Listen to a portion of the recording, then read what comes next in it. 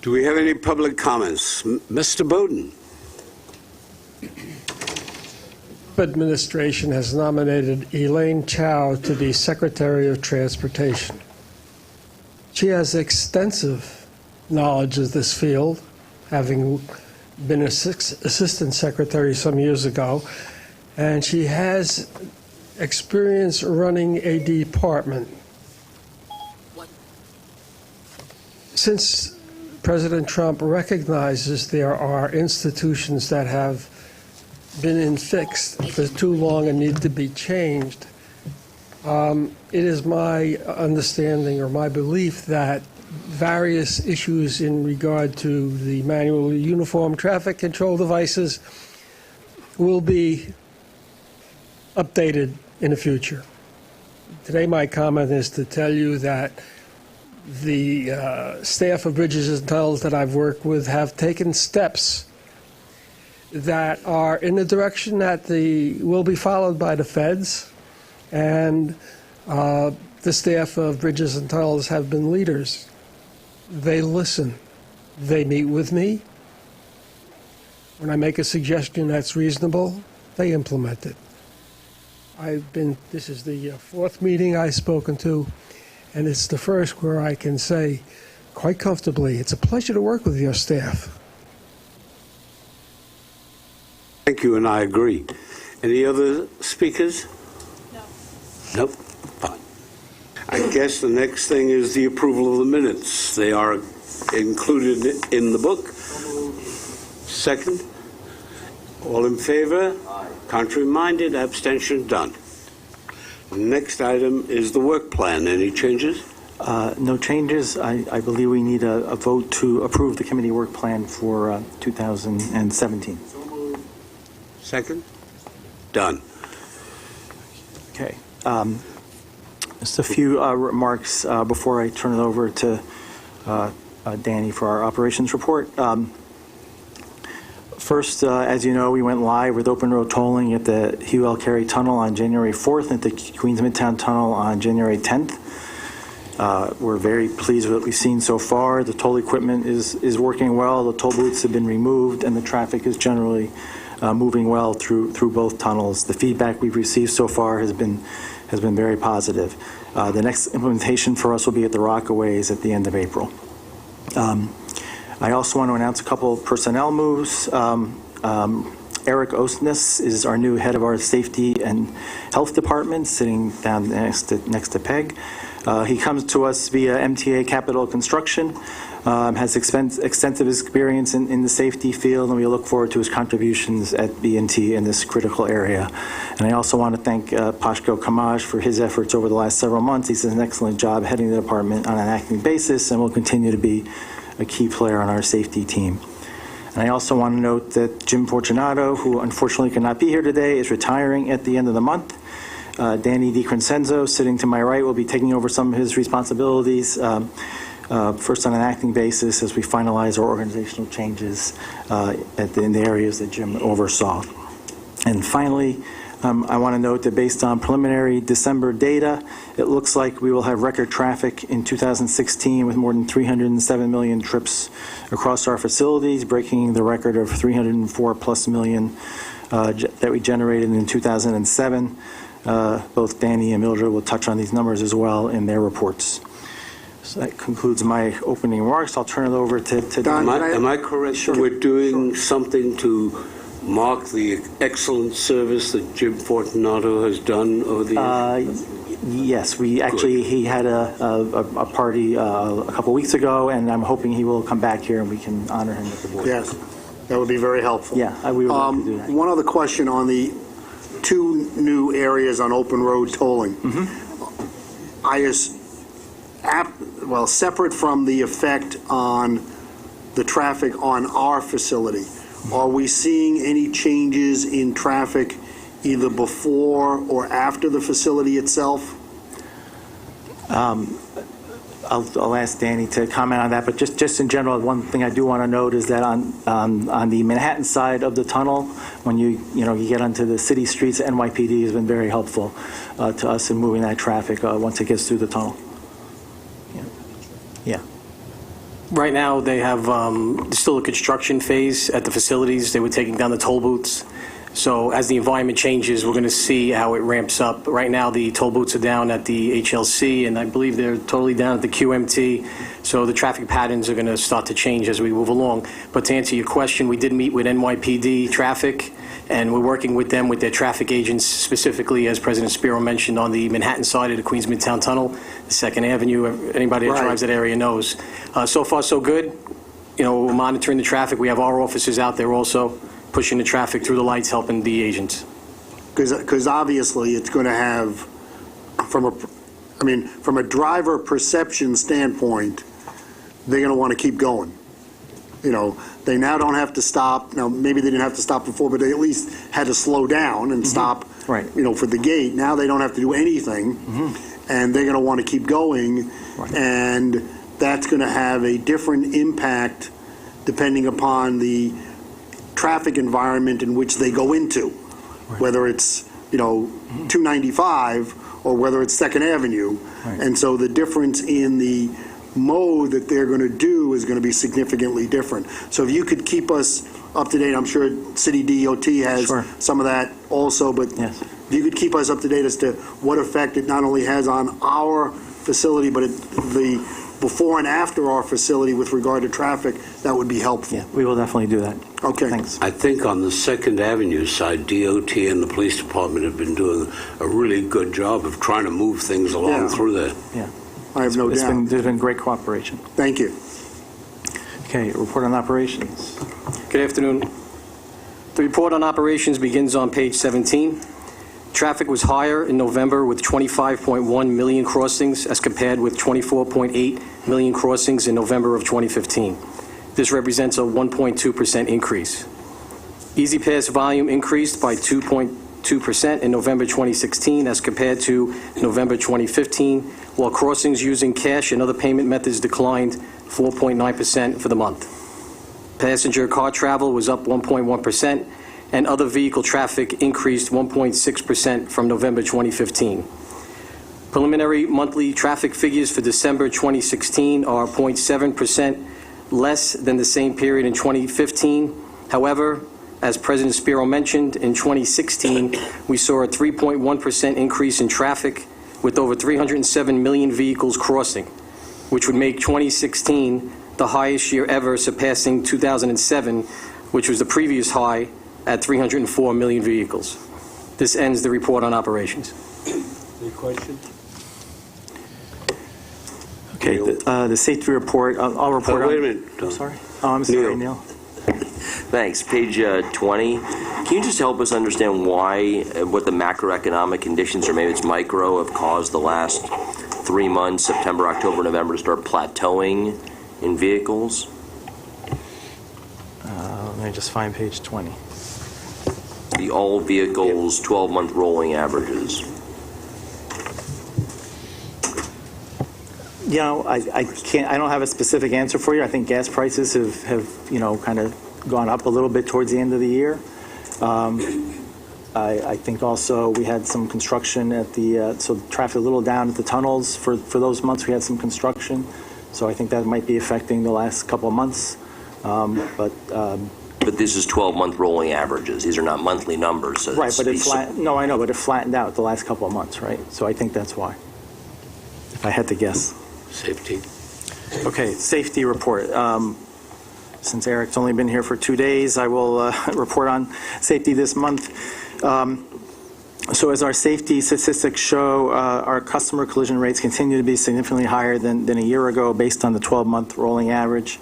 As we discussed a couple months ago, while these increases are reflective of a national trend and likely affected somewhat by the record traffic, we're nonetheless redoubling our efforts to identify the collision-prone locations and make whatever adjustments we can in those areas, and also more specifically stepping up enforcement efforts for such infractions as cell phone and texting, speeding, and unsafe lane changes. And we hope to see the result of those numbers as the year, of those efforts as the year goes on. For the employee lost time injuries, the year-to-year 12-month rates are also significantly higher. As we've discussed, these injuries spiked over the summer summer. To try to counter these trends, we're continuing to reemphasize our joint labor management safety task forces, our IOD investigations to determine root causes of all injuries. We're adding training in both classroom and field settings, and also regular safety audits are being conducted. The last 3 months, these rates have actually been down slightly versus the previous year, but not enough to offset the 12-month rolling average numbers that you see. I'd also note that although it's not reflected in the performance indicators that we have here, that the total lost time days will actually be lower in 2016 versus 2015, and that's continuing a trend we've seen over the last few years. What this means is that while our injuries are up, they are generally less severe than the previous year and having a decreasing impact on employee availability. Our contractor injuries continue to be a positive story this month relative to the previous year, and there are no significant issues in relation to this month's report on our leading indicators.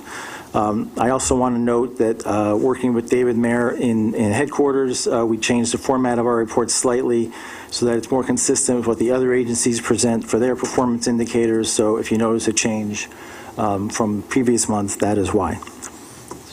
That concludes the safety report. I bring this comment up not because it's not obvious, but because I think it deserves just warranted attention.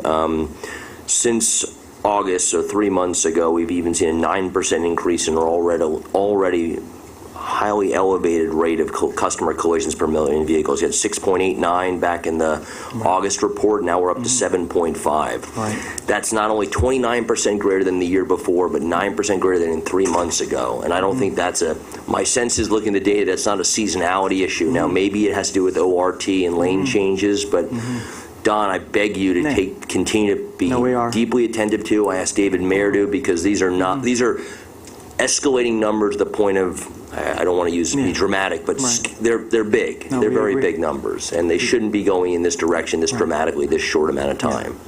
I believe that Don is contemplating a presentation and an in-depth discussion of this at a future meeting. Yeah, we'll update you on what we presented a couple months ago on the customer collisions, and we'll also prepare something on the employee injuries. Can I ask one question? To the extent that the collisions occur in and around the toll plazas,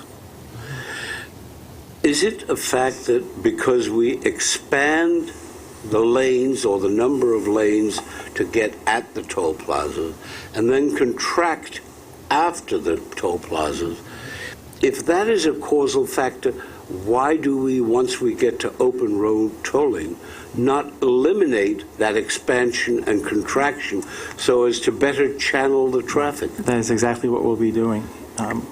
In the temporary phase, if you drove through the HLC, the U-Carry tunnel this morning, you saw that's exactly what we were doing. The toll booths were down, and the real estate to the right and left of the plaza was channelized into the tunnel. Anything else on this? All right. Easy Pass. Okay, quickly on the Easy Pass report, our market share was 86.7% in November. That's up 0.8% from the previous year, and this is the highest ever monthly market share that we've seen, topping what we had last October at 86.4%. Every facility was over 80% on weekdays, and 4 facilities, the Henry Hudson both tunnels and the Marine Parkway, were over 90%. We opened more than 20,000 Easy Pass accounts in November. And that's the Easy Pass report. If there are no further questions, we'll move on to the financial report. Mildred Chua. In January, we'll get the first, for January, which I guess will be in either February or March. March, right. We'll get the first report of Easy Pass usage for Hugh Carey and Queens Midtown to see what those numbers see if they become. changed with open road tolling, and we assume they'll change over time too a little bit. Okay, thank you. Okay, good morning. Sorry. When you get what Mitch was just asking about, it will still take longer when somebody's getting billed for their toll for you to know whether they've paid it or not, obviously. Yeah, we won't have any payment information until 60 to 90 days after went into effect in January. They'll have an idea of how many people didn't pay. We'll have some sense in March, but we'll have a much better sense coming in April, I think, in terms of the number that don't pay. Correct me if I'm wrong.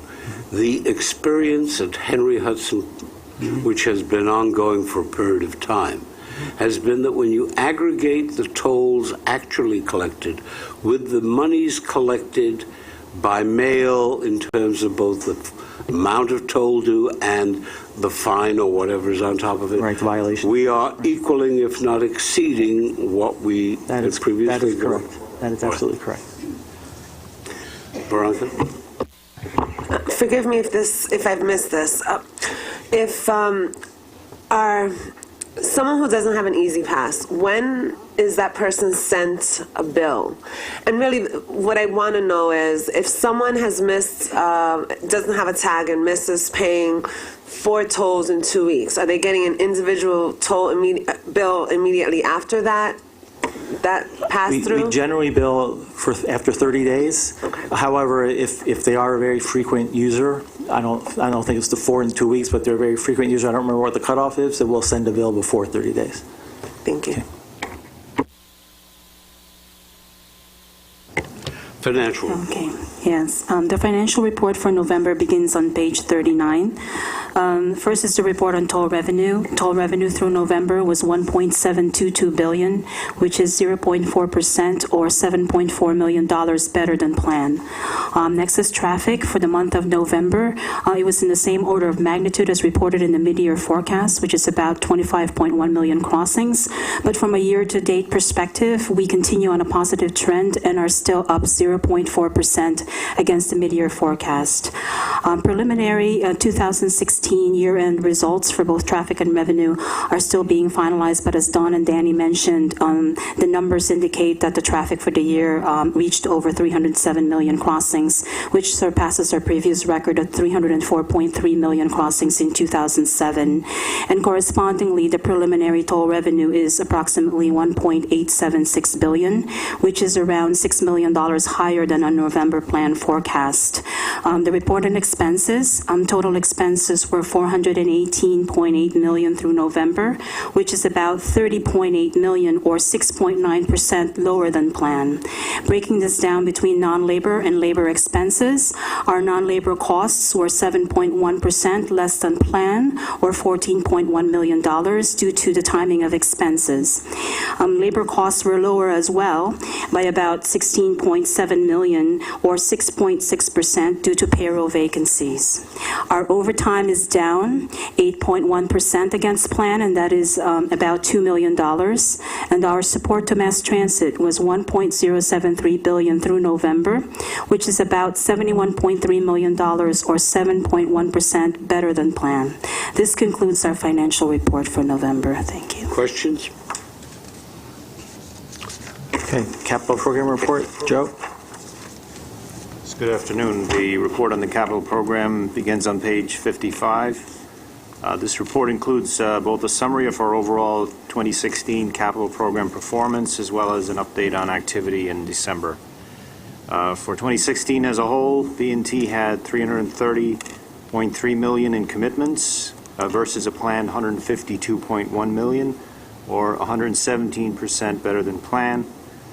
There were 103 commitments made in total versus a planned 86 commitments. Positive variance compared to the plan is largely attributable to several unplanned and accelerated commitments made in connection with open road tolling implementation and Sandy mitigation projects. The most notable commitment made in December was a design-build contract for tunnel flood protection at both UL Cary and Queens Midtown tunnels in the amount of $64.5 million. In terms of completions, there were 11 completions totaling $161.4 million versus planned 12 completions totaling $167.1 million. Actual completions were 3.4% less than planned. There was one major completion in December in connection with the ongoing program of open road tolling and related building and utility work at the Henry Hudson Bridge in the amount of $50.2 million. Overall cost growth on completed projects averaged less than 2%. For closeouts, there were 8 task-level closeouts in December totaling $9.8 million. And year-to-date, there have been 110 task closeouts totaling $206.8 million. Unless there are any questions, that completes the report. Questions? I have one. Putting aside the enormity of the work that you're undertaking and have undertaken, or the results achieved, I have to tell you something that should be obvious. When the riding public drives through an area where there's construction going on, and a person is working and 9 people are drinking coffee, that does not do anybody any good. And my question is, what are we doing about that?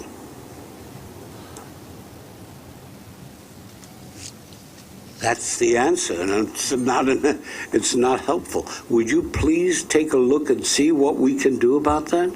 Because it's a fact of life. Go over any of the bridge work that we're doing, you'll see it there. Okay, we'll take a look. All right. Toll violation enforcement. Right, an action item for toll violation enforcement. Good afternoon. Today's action item is TBTA's contribution to the statewide crackdown on toll violators, which includes the stricter DMV regulations that Governor Cuomo announced last week. Under the new regulations, which went into effect on January 18th, the DMV can suspend the vehicle registrations of owners who fail to pay tolls and fees for 3 violations on different days within 5 years. DMV can also suspend commercial vehicle registrations for failure to pay $200 or more in tolls and fees within 5 years. In this action item, we are asking the committee to recommend that the board adopt the revised toll violation enforcement regulations, which we submitted to you and the board in October 2016, and to authorize TBTA to complete the legal process for adoption of the regulations. The regulations strengthen our toll violation enforcement procedures and raise the violation fee to $100 at the Bronx Whitestone, RFK, Throgs Neck, and Verrazano Narrows bridges, as well as the Queens Midtown and Hugh Carey tunnels. We ask that you recommend the adoption of this resolution. Second, any discussion? All those in favor? Aye. Contrary minded, abstentions? Done. Procurement. Good afternoon. Procurement start on page 80. There are 5 procurement actions this month. There are 3 new competitive procurements for awards. One is a competitively solicited public work contract to Tully Construction Company for designs build services for the installation of a fire standpipe and upgrades to the fire protection system at the RFK Bridge in the negotiated amount of $18.5 million. We note that stipends will also be authorized for the 2 other proposers. One is a personal service contract to NTech Engineering, a certified WBE, for inspection service for project HH88B, the reconstruction of the upper and lower level toll plazas and north-southbound approach at the Henry Hudson Bridge, in the negotiated amount of $7,199,171. One is for a personal service contract to Hacks Engineers for quality oversight of the design-build contract for flood mitigation at the Hugh Carey, El Carey, and Queens Midtown Tunnel, which was awarded last month in the negotiated amount of $2,967,602. There is one procurement modification to public work contract RK23A, the reconstruction and rehabilitation of 125th Street Manhattan approach ramps to the RFK Bridge. This modification includes constructing and installing open road tolling gantries, foundations, and associated equipment, significant deck replacement at the spans in and around the toll booth facility, and toll booth demolition and removal at the Manhattan Plaza in the negotiated amount of $24,200,000. There is also one procurement ratification action for the purchase of a prototype LED roadway display sign at the Bronx Truss of the RFK Bridge. This is being used as part of a pilot study to develop technical specifications for a competitive RFP for future agency needs, and that sign's in the amount of $469,622. The total amount committed for all these contracts and actions is approximately $53,337,000. Unless there are any questions, these procurements are described in detail. Mr. Albert? Is the Henry Hudson Bridge toll plaza renovation, does that have anything to do with open road tolling? Because it's not mentioned anywhere in the item. That's The way the project's proceeding there is we implemented open road tolling as a first step in the reconstruction of the existing toll plazas. So by moving the tolling point to the open road tolling gantry, we're now able to take the existing toll plaza site and reconstruct that free of having to keep the tolling system And are you going to operational. reconstruct it the way Commissioner Merdler suggested, so that Yes. there's a better channelization of... Yes, it's going to be channelized, for high-speed open road tolling traffic with a limited number of lanes passing under the gantry. Thank you. This procurement for that sign, which is certainly a very noticeable sign, and I certainly have no issue myself with the procurement, but I just would like to say for the record that I think it's important as we try this out, that we not find ourselves in a broader conflict that isn't ours with the feds over what's put on that sign. And I'm terribly afraid that we're at the precipice of undertaking an experiment that's going to put us right there. I'd be a little surprised if some of what we have on that sign already wouldn't run afoul of what the feds would consider appropriate for highway signage, but we know the broader conflict that's going on. So, I think we need to be very careful if we decide this is a good idea of what's on that sign and how we approach that. If you make provision for tweets, don't worry about it.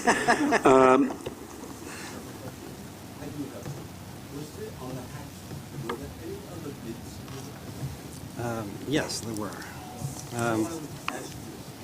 doesn't mention, neither more importantly, does it mention whether or not the Hacks bid was below bid or just why it was selected? Sure.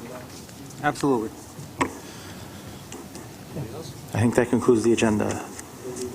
Motion. Oh, I'm sorry, yes. Oh, yeah. Motion. Thank All you. those in favor of the procurement?